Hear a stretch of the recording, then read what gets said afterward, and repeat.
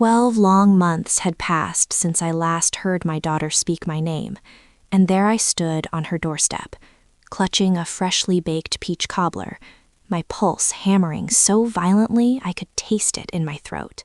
I whispered quiet reassurances to myself. Stay calm. Keep smiling. Hold on to hope that perhaps tonight would mark a turning point, that maybe this dinner invitation truly signaled she was ready to welcome her mother back into her world. I straightened the soft blue blouse she'd once complimented. She said it made me appear gentle and caring. I pressed the doorbell and fought back the flood of memories. All those holidays she'd avoided, all those birthdays she'd forgotten, all those text messages left unanswered, all those lonely evenings spent wondering what terrible thing I'd done to deserve such complete silence. The door swung open, but instead of my daughter's familiar face, I was met by Maria, the housekeeper, with weary yet compassionate eyes. Before I could even offer a greeting, she stepped outside, quietly shut the door behind her, and gripped my wrist with surprising strength that contradicted her petite frame. Her words came out in a trembling whisper, each syllable seeming to cost her dearly. "Please, you must not enter. Not this evening. Turn around immediately and leave now." For several seconds, I simply stared at her in confusion, the heat from the cobbler dish seeping into my palms, my brain struggling to process what was happening. What could possibly be so dangerous inside my own daughter's house? Why was I being warned away like an unwanted stranger at the wrong address? I asked what was wrong, whether my daughter was ill, if there was some kind of threat. Maria only shook her head, terror flickering in her eyes. She urged me to get in my vehicle, drive down the block, and if I absolutely needed to witness what was about to unfold, to observe from a safe distance, but under no circumstances should I be standing at that entrance when it opened again. The way her fingers trembled against my skin told me everything. This wasn't melodrama or overreaction. This was a genuine warning from someone who cared. So with burning cheeks and a chest tight with humiliation and bewilderment, I turned on my heel, walked back down the pathway as calmly as possible, climbed into my aging sedan, and drove to the corner where the house remained visible. I sat there with the cobbler cooling beside me, hands gripping the steering wheel until my knuckles turned white. As the minutes dragged by with agonizing slowness, I realized that whatever was about to transpire behind that front entrance was never intended for my eyes. Yet, 5 minutes later, I would witness it anyway, and nothing in my existence would ever feel the same again. Thank you for staying with me and listening to my story. It means more to me than you'll ever know. Before I continue, I'd truly appreciate it if you could share in the comments where you're watching from. I genuinely love knowing the places these words travel to, and the hearts that choose to sit with me for a while. My name is Ruth. I reside in a small Maine town where winters stretch endlessly, summers arrive gently, and most neighbors recognize each other by the sound of their car engine long before seeing a face. I've spent the majority of my life here, watching seasons cycle past my window, raising my daughter, working long shifts, folding laundry late into the night, and praying constantly that somehow she would experience a life easier than mine. I'm not anyone special by the world's standards of importance. I didn't become wealthy or influential. I hold no impressive titles. I was simply a mother who worked exhausting hours, who prepared school lunches daily, who sat up late with lukewarm coffee and stacks of bills, telling herself that if she could just push through a little longer, her daughter wouldn't have to struggle the way she had. I remember trudging to work in freezing temperatures with soaked-through shoes. Why? Because I wanted to save enough to purchase her a proper winter coat. I remember declining things for myself so I could approve every school excursion and every club membership fee. I remember her tiny hand in mine at the grocery store, when she would look up at me with bright eyes and promise that one day she'd buy me a magnificent house and I'd never worry about anything again. The truth is, when you pour that much of your soul into another person, when you stand behind them at graduations, help them move into their first apartments, co-sign their initial credit cards because your credit history is solid and theirs is non-existent, your heart begins to believe the love between you is unshakable. That even through arguments, even through harsh words, there exists a boundary they'll never cross, a line you can't even imagine them approaching. That's why sitting in that vehicle outside her house hurt in a way I find difficult to articulate. A full year after she declared I was too overwhelming for her life, with the peach cobbler cooling beside me and Maria's warnings still echoing in my ears. Because I wasn't just frightened of what might be happening inside that house, I was terrified of what it revealed about the girl I'd raised, about the years I'd sacrificed, about whether all those nights in Maine when I believed I was building an unbreakable bond had somehow transformed into something I no longer recognized. When I reflect now on how everything began between my daughter and me, it still feels surreal that it could reach the point where I was afraid of what awaited me inside her own home. Because for so many years, my entire world revolved around her smile and her future. Every choice I made felt like it carried her name. I wasn't granted an easy path in this life. Her father abandoned us when she was still incredibly small. She was sleeping in a crib positioned against my bed. I remember standing in the doorway after he walked out with his suitcase, gazing at that innocent little face, and promising her aloud that she'd never feel abandoned, that I'd be present for every scraped knee, every school performance, every broken heart. I worked jobs that weren't glamorous. I cleaned office buildings after everyone else went home. I stood behind retail counters on exhausted feet until my legs ached so terribly at night that I'd soak them in hot water and pray I could walk without limping the following morning. But every time she came home waving a paper with an excellent grade or discussing a dream she had for her future, I felt like every sacrifice was worthwhile. As she matured, I watched her transform into someone intelligent and self-assured, the kind of person who walked into a room and illuminated it. When she got accepted into college, I wept the entire drive home after dropping her off, then went straight to the bank to figure out what I could rearrange so her textbooks would be paid for and she'd have grocery money, because I was determined she'd never feel like she had to abandon a dream because of a bill with my name on it. Over the years, her life progressed forward, while mine remained simple, a modest place in Maine filled with second-hand furniture and faded photographs on the wall, while hers gradually filled with new furniture, designer clothes, exotic vacations. Whenever she asked me to help her by signing something, a lease, an auto loan, anything requiring a trustworthy name, I did it without much hesitation. Because in my mind, it was simply a mother supporting her daughter, helping her establish herself in a world that can be exceptionally harsh on young women trying to succeed.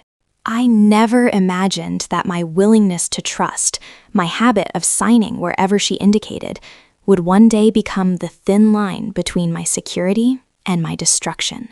Or that the same hands I held when she learned to cross the street would later be the ones holding documents that could have quietly stolen everything I'd worked my entire life to protect. So as I sat in that vehicle outside her house, the cool Maine air slipping through the cracked window, watching the lights in her living room and remembering the days when I used to be welcome inside without question, it felt like my heart was being torn in opposite directions.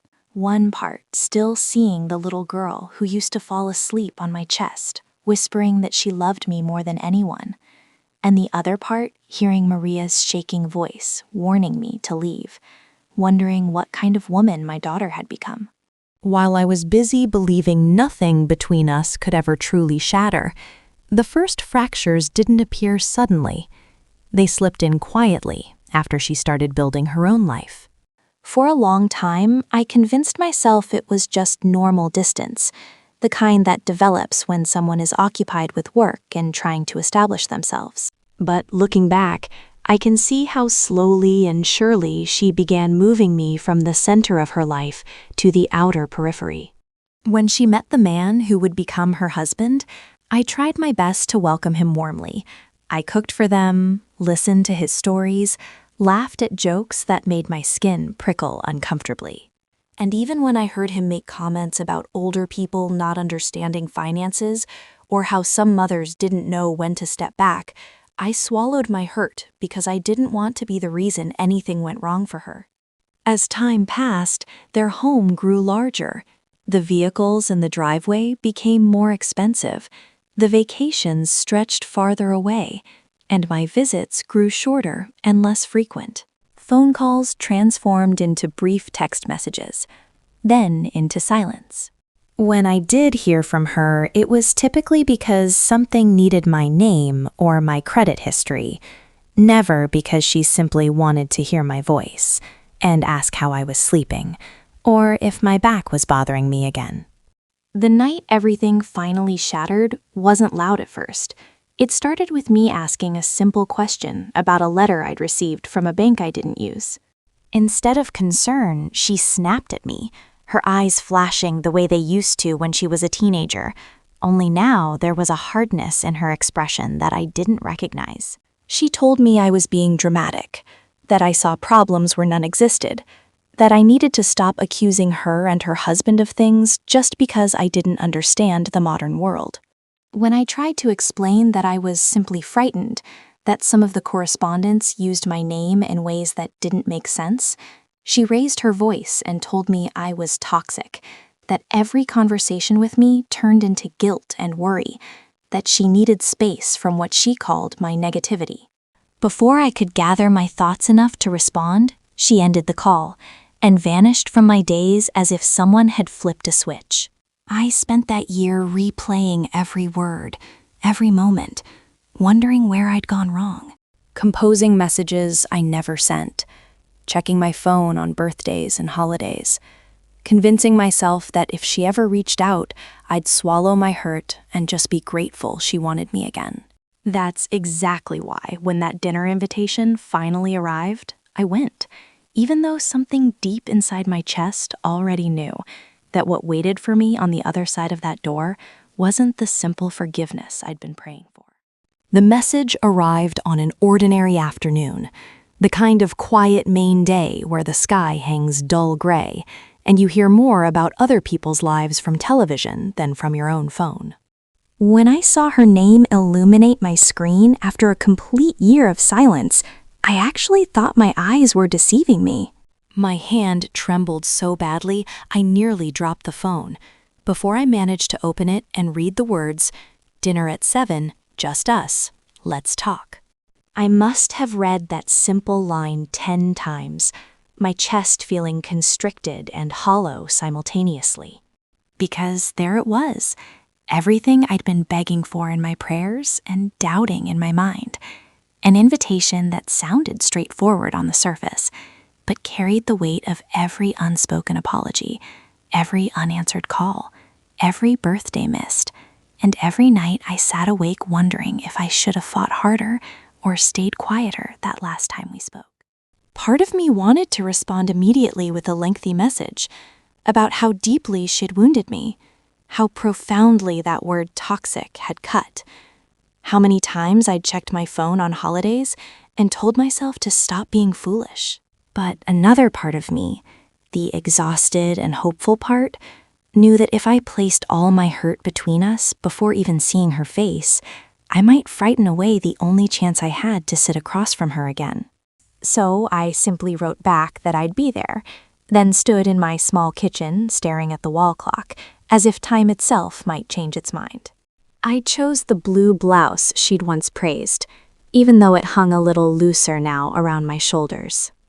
If you'd like to hear more of my stories and walk through them together, I invite you to subscribe American Granny Stories so we can meet again in the next one. I brushed my hair more carefully than usual, put on the necklace she'd bought me years ago on a happy day when we still laughed together in stores. And I pulled out the old recipe card for her favorite peach cobbler, The one she used to request on her birthdays, like it was a secret treasure only I could create.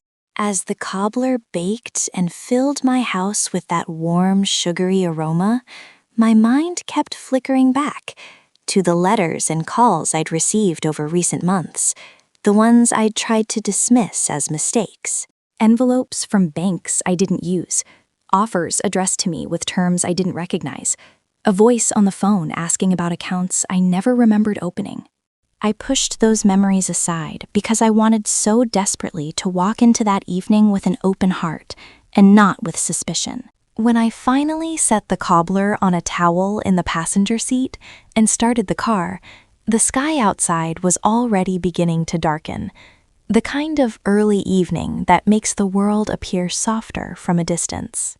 As I drove toward her neighborhood, my hands tight on the wheel, I kept talking to myself under my breath, telling myself to remain calm, to listen, to forgive if possible, and to believe just for one night that my daughter's message meant what it said. I had no way of knowing that the hope I was carrying with that dish would soon be sitting beside me in the car, cooling between us, while I watched something unfold at her front door that would show me just how vast the distance between us had really grown. When I turned into her neighborhood that evening, the houses appeared the same as they always had. Manicured lawns, warm windows, cars lined up along the curb. But everything inside me felt different. My hands tight on the steering wheel, my heart oscillating between hope and fear. By the time I pulled up in front of her place and stepped out with that cobbler in my arms, I remember thinking that if we could just sit across from each other and talk, maybe all the sharp words from a year ago would start to lose their sting. What happened at the door, I'll never forget. The way a few hurried words and a frightened look changed the course of the night and set me back down that walkway with burning cheeks and a spinning mind. So I did what I was told. I got back into my car, drove slowly to the corner, and parked where the trees and shadows concealed me just enough that I could still see her front steps without being visible myself. Sitting there in the dim dashboard light, the smell of peach and cinnamon filling the small space around me, I felt older than I'd ever felt in my life. Not because of my years, but because of the weight of confusion pressing down on my chest as I stared at that house and tried to make sense of how a simple dinner invitation had transformed into a warning to disappear. I watched the curtains, the glow in the windows, the way the porch light washed over the steps. I kept asking myself if I'd misunderstood, if maybe I'd overreacted, if I should have ignored everything and marched back up there like I used to when she was a teenager slamming doors. But every time that thought surfaced, I saw again the fear in those eyes that told me to leave, and I knew that something beyond hurt feelings was moving inside those walls. Time in that car didn't feel like minutes. It felt like a long corridor with no end. My fingers tapping the steering wheel, my mind walking back through every letter, every unexplained phone call from banks I didn't recognize, every little detail that had felt wrong over recent months, and that I'd pushed aside because it was easier to believe in love than in the possibility that someone you raised could use your trust as a weapon. I remember whispering to myself in that parked car, asking quietly for protection, not just from whatever was about to happen, but from the part of me that still wanted to run up there and pretend everything was fine. It was in the middle of that silent, heavy waiting that I saw headlights swing around the corner and a dark vehicle slow to a stop in front of her house. Something in my body went cold before my mind even caught up with what my eyes were seeing. The dark vehicle rolled to a slow stop in front of her house. Even from where I was parked, I could see the shine of the paint under the streetlights, too clean and too official-looking to belong to a neighbor dropping by for a friendly visit. When the doors opened and two men stepped out, one in a suit holding a folder, and the other in a uniform with something small clipped at his belt, my breath caught in my throat in a way that made my chest ache. I watched them walk up the path I'd just walked, confident and purposeful. The man in the suit glancing down at the papers, like he already knew every step of what was supposed to happen next. When the door opened, it wasn't a warm family scene I witnessed. It was my son-in-law standing there, checking his watch with that impatient little flick of his wrist I remembered from dinners where he acted like any time spent with me was time stolen from something more important. He greeted them in a manner that made it obvious they were expected. No surprise, no confusion, only a tight little nod and a gesture to come inside. I sat there gripping the steering wheel, feeling as if I'd been pushed outside the glass of my own life, forced to watch something I was never meant to see. The minutes that followed stretched thin and sharp. I couldn't hear words, only the rise and fall of muffled voices through walls. The way shadows moved across the curtains, the glimpse once of my daughter's profile as she crossed the front hall, her hand pressed to her forehead like she had a headache. I remember thinking that whatever this was, it was serious, it was planned, and it had nothing to do with a mother and daughter sharing a simple meal to make peace. I don't know how long I sat there before the door opened again, but when it did, the air around me seemed to freeze. The two men came out first, that small box in the uniformed man's hand now clearly visible. Then, between them, my daughter stepped into the light, her hands pulled together in front of her, the glint of metal at her wrists catching the street lamp, tears streaking down her face as she stumbled on the last step. Behind her, Maria stood in the doorway, clutching a bag, calling out words I couldn't fully hear but could feel in my bones, something about how she'd told her not to do it, how she'd warned her. As I watched them guide my own flesh and blood into that vehicle and close the door behind her, it felt as if the entire story I thought I knew about my family had been yanked out from under me, leaving me sitting in that parked car, with a cold cobbler and a heart that didn't yet understand what crime had just walked out of that house in handcuffs. When the vehicle pulled away and the red lights disappeared around the corner, I stayed exactly where I was, hands still wrapped around the steering wheel, eyes burning, feeling like I'd just watched someone tear the last page out of a book without letting me read it. For several minutes, all I could do was sit there and ask over and over in my head, what did you do? What did they find? What have you gotten yourself into? I could have driven home right then and pretended I'd never come, pretended I hadn't seen my daughter led away like that. But my heart wouldn't let me. It kept telling me that if I left without understanding, the questions would consume me alive.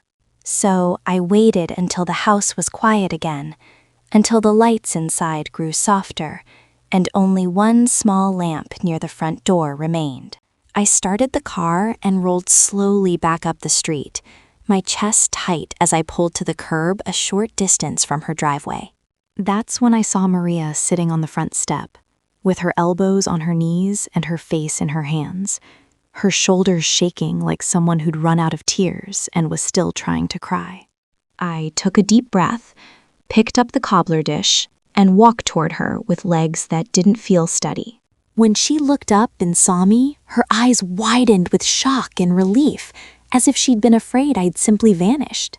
I sat down beside her without saying anything at first, placed the cobbler between us on the step. In that strange, quiet moment outside a house that no longer felt like family to me, I knew that whatever truth I was about to hear from her would hurt, but I also knew I couldn't turn away from it anymore. Maria was the first to speak, her voice rough and exhausted.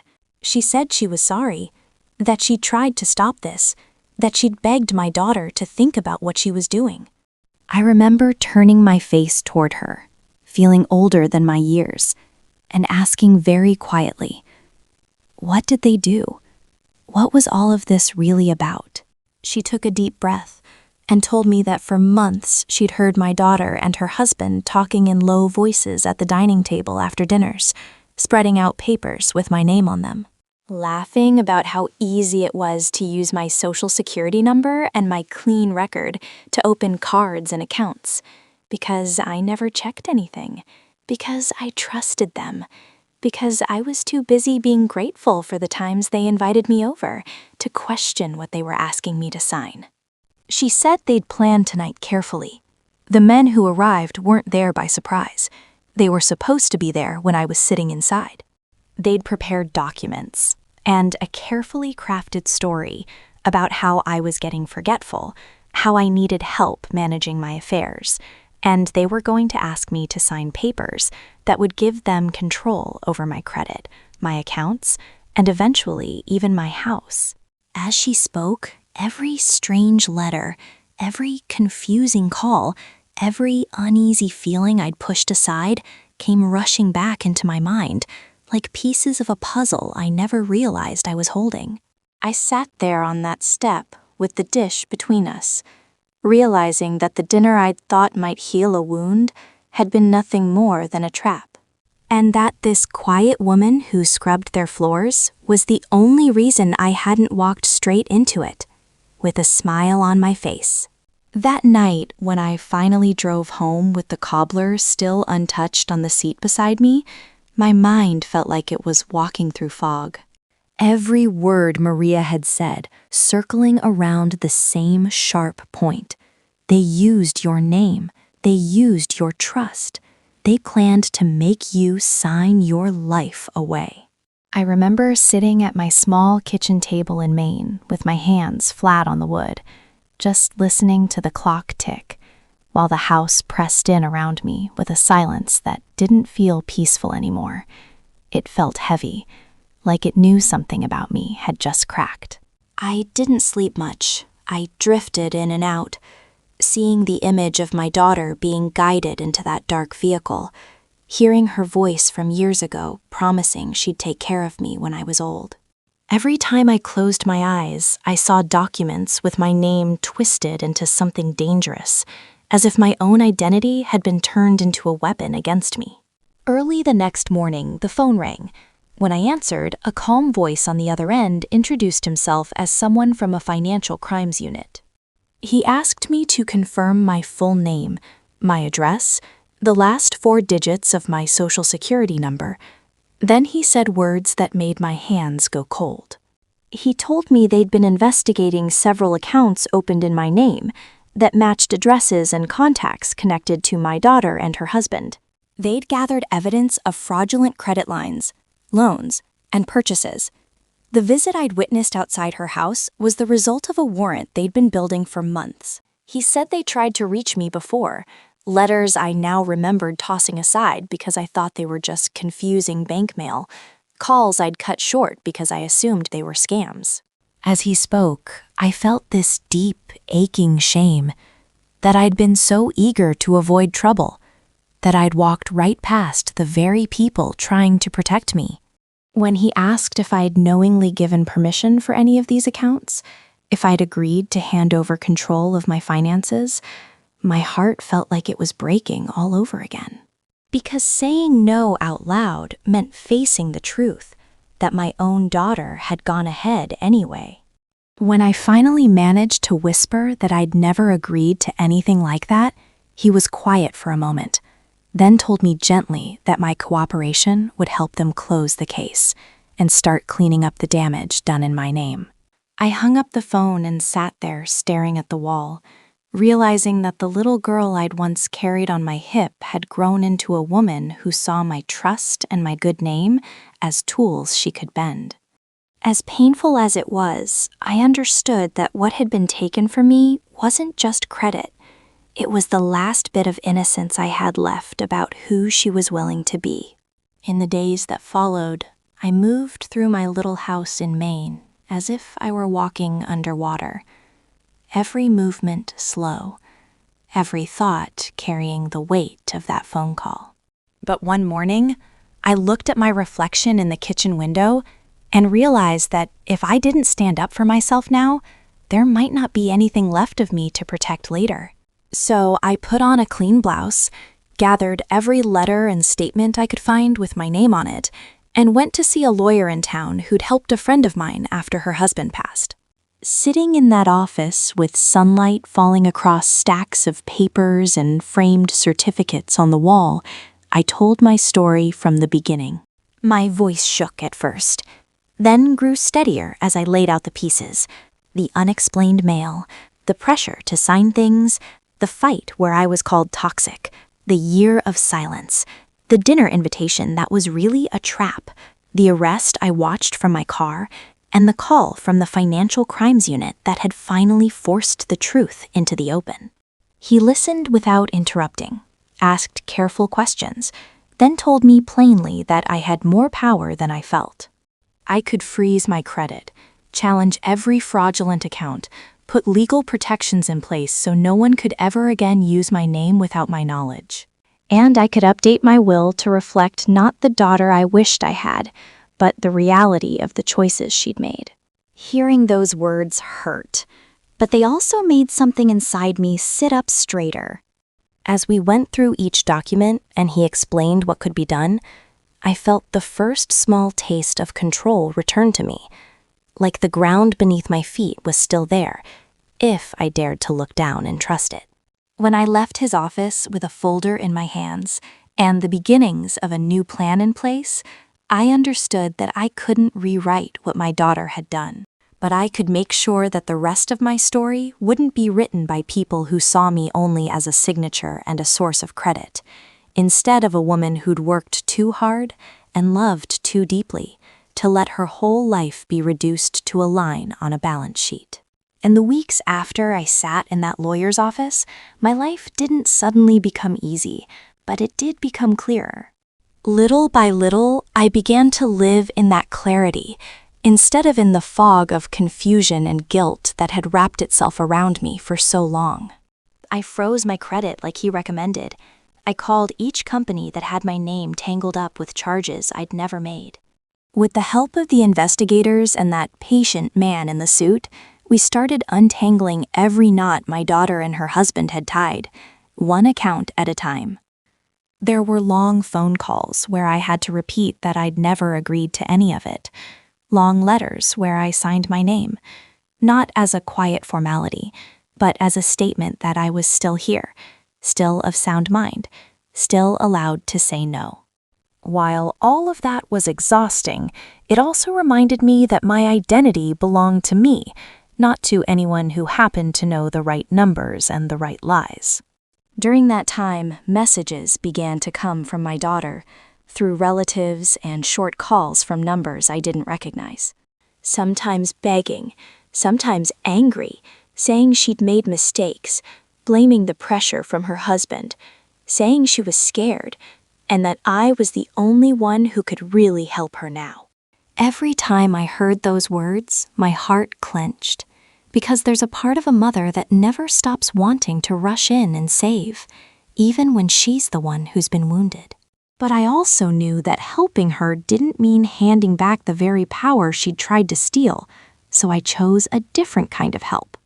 I spoke to her lawyer once and made it clear that I would tell the truth and not add to her punishment, but I wouldn't lie for her. I wouldn't pretend I'd agreed to things I never did, and I wouldn't undo the protections I'd finally put around my life. In the quiet evenings, when the paperwork was put away and the house settled into its familiar creaks, I found myself thinking less about what I'd lost and more about the people who'd stepped forward when everything fell apart. The investigator who'd kept reaching out, the lawyer who spoke to me with respect, and Maria, who'd risked her job and her safety just to pull me back from a door I never should have crossed.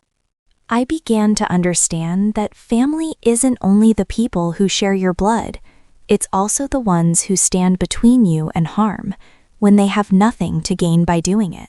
These days, my life is quieter on the outside.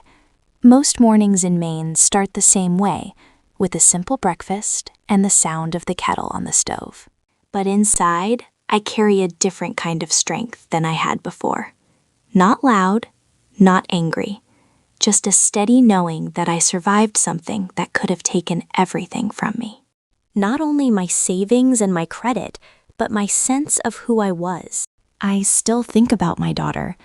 There are nights when I lie awake and remember her as a little girl running across the yard, and my chest aches with a grief I can't fully put into words. Because losing trust is a kind of loss that doesn't fit into a clean story. It sits beside you at the table, even when no one else is there. But I've learned that I'm allowed to love her from a distance and still protect myself. Those two things can live in the same heart. I spend more time now with people who've proven their kindness in small, quiet ways. A neighbor who checks on me when it snows, a woman from church who brings over soup when she makes too much. Every so often, I call Maria just to hear her voice and make sure she's doing all right. When we talk, I thank her again, because without her courage that night, I might have walked into a future I didn't choose. If there's anything I want you to take from my story, it's this. You're not selfish for asking questions. You're not ungrateful for reading every line before you sign your name. You're not disloyal for saying no when something feels wrong. Your name, your mind, and your peace are not gifts you owe anyone in exchange for love.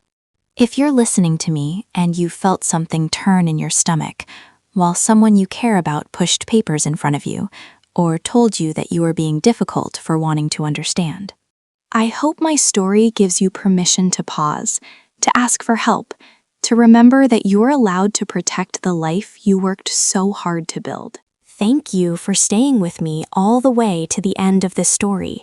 It makes my heart feel a little less alone to know you sat here with me.